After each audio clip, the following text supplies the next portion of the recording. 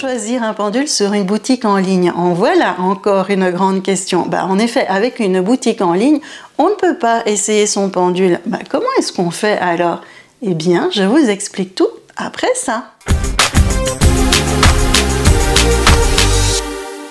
Bonjour, c'est Chantal Vereyon, bienvenue sur la chaîne de l'énergétique et de la radiesthésie. Simple, efficace et à la portée de tous. Si vous êtes nouveau, n'hésitez pas à vous abonner pour nous rejoindre dans ce monde magique de la radiesthésie et de l'énergétique. Alors, comment choisir un pendule en radiesthésie sur une boutique en ligne?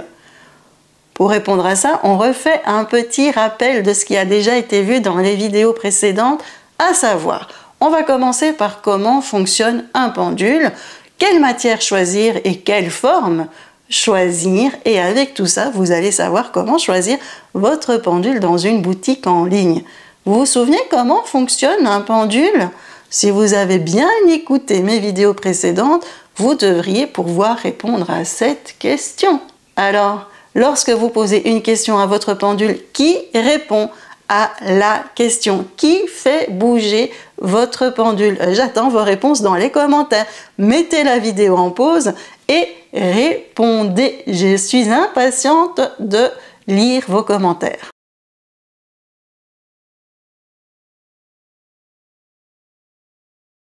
Et oui, ce sont vos énergies et votre âme qui répond à la question.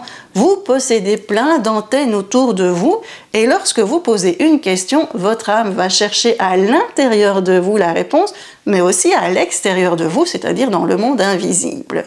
Via vos énergies, l'âme va faire bouger le pendule. Tout un mécanisme.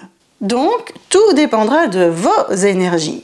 Si vos énergies ne circulent pas bien, il sera plus difficile pour vos énergies de faire bouger le pendule. Donc un travail sur vos énergies est nécessaire pour que tout pendule puisse bouger dans vos mains. Alors, en fonction de ce que je viens de dire, à votre avis, quelle matière serait la meilleure pour votre pendule? Ça va être la même chose, je répondrai que peu importe, puisque ce sont vos énergies qui font bouger le pendule.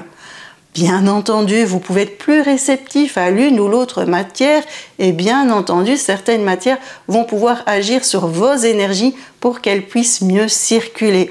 Mais là, ça dépend vraiment de chaque personne. Et si vos énergies circulent bien, tout pendule bougera bien dans vos mains. Tout pendule sera réactif.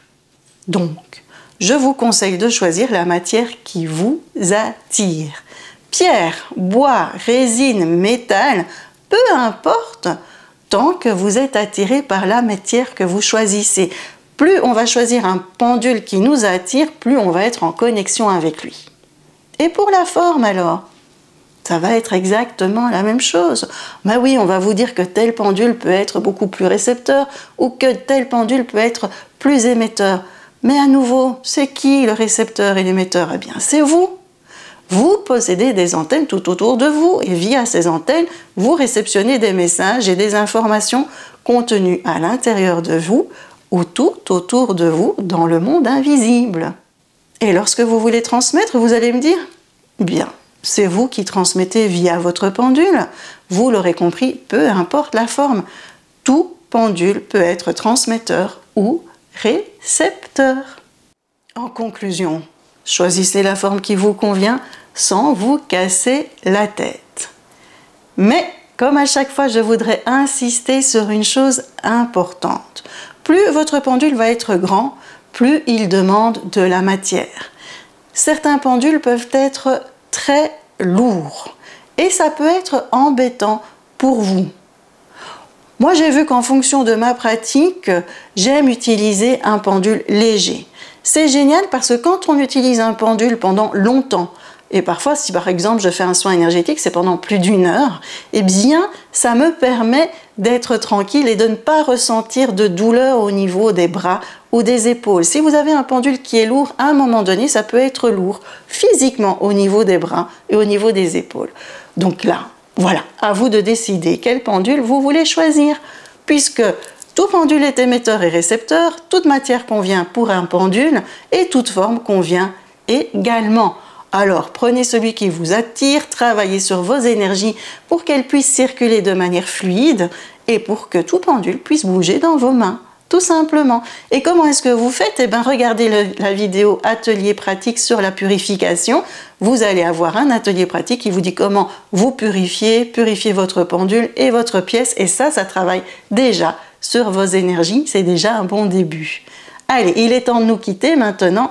Prenez soin de vous, on se retrouve très vite et n'hésitez pas à vous abonner pour être tenu au courant des dernières vidéos sur ce monde magique. Je vous dis à tout bientôt.